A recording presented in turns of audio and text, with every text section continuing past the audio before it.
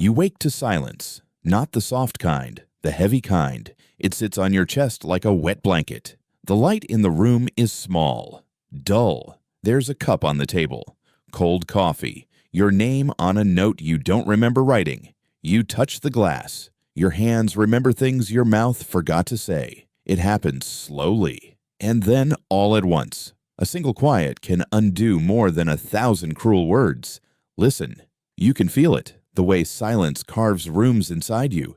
You think this is about the other person, about what they did or didn't say, but it's about the space left behind, the vacuum, the echo. You learn this language young, not with a phrase, not with a shout. You learned it with absence, with eyes that looked away, with a small child inside you that kept a flashlight under the pillow and pretended everything was fine. This is parentification. It's when a child becomes the small adult in the house. You fed others before you learned to feed yourself. You held the seams of a family together with paper hands. You learned that silence sometimes keeps the lid on the storm. So, you stayed quiet. You kept secrets you shouldn't have kept. And because you were always watching, you learned to listen like a radar. That's hypervigilance. Your eyes are always scanning for the next tremor. Every tone becomes a clue. Every glance, a map.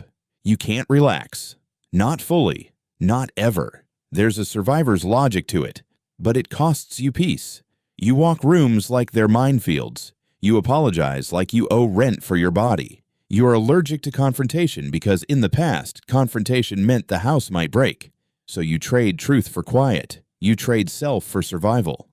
There's a smaller you beneath the layers, a little one who still believes. We call that the inner child. She remembers the lullabies. She remembers the times her crying went unanswered. She remembers being told to be brave before she even knew what brave meant. And when you ignore that child, when you silence her, she shrinks. She hides. She learns to be invisible. You begin to carry two stories, the one you show and the one you hide. The hidden story grows a shadow. We call it the shadow self. Not evil, not monstrous, just the parts you shoved away so you could function. Shadow work isn't therapy speak to use in cocktail parties. It's the quiet, brutal job of bringing those parts back into the light. It's telling yourself what you needed to hear as a child. It's naming the hurts and letting the air touch them again. You learn to expect cold, so when warmth tries to enter, you flinch. Attachment styles. That's the label. You might be anxious, afraid of abandonment, or avoidant, afraid to need. Sometimes you're both. A walking contradiction in need of a hug you won't accept. Think of attachment like a map. It tells you how you walk toward love and how you walk away. It tracks the pattern stitched into your bones by tiny hands and bigger silences. Now here's the thing. Silence is not neutral. It's a move, a strategy, a weapon, a wound. Not every quiet is cruelty. Not every pause is intent. But silence used to punish. That becomes a language, a grammar of control. Maybe someone stopped answering. Maybe they stopped checking in. Maybe they used silence to punish you for asking a question they didn't want to answer. You waited. You replayed conversations. You tried to rewrite yourself into what they seemed to want. You handed over pieces of you to buy a return to normal. And with every missing reply, little parts of you packed a bag and left. This is a trauma response. Subtle, devious. It rewires the brain's safety map. Your amygdala lights up at the thought of being unseen. You go into survival mode. You brace. You make plans for loss before it arrives. You start to micromanage silence, to preempt it, to beg for crumbs of attention. You become a fortune teller, predicting abandonment. The truth is, your body is remembering, not the present partner, the past neglect. Here's the harsh poetry. Silence can teach you to hate your own voice. That's the real cruelty. Not the absence itself, but the way it makes you doubt the sound you make when you speak. You begin to censor yourself before the words leave your lips. And who pays the price? You do.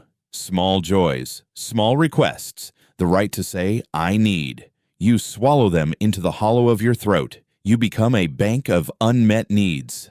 I want to tell you about a slow theft, not of things, not of money, of identity. When someone consistently refuses to hold you emotionally, you begin to doubt if you're holdable. You look for evidence.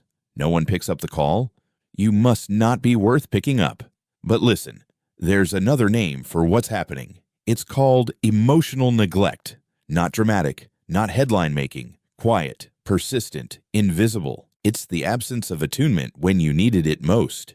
It's the grown-up who didn't show up for the child inside you. So what does healing look like? Not fireworks, not overnight revelations. It begins with permission, permission to be seen, permission to speak, permission to be tired of carrying everything. It begins with small acts, tiny corrections to the brain's wiring. You can learn to rebuild safety, not because someone else will, but because you can teach your nervous system a new song, slowly, repeatedly, with compassion. Start with boundaries, a gentle, radical act. A boundary says, I will not be erased to keep the peace. It's not punishment. It's a classroom where you teach people how to treat you. And yes, sometimes they'll leave. That's okay. Some things have to go for you to stay. Name the feelings. Speak the grammar you were never taught. I felt unseen when you didn't reply. Short, true, simple. Let your inner child hear the sentence.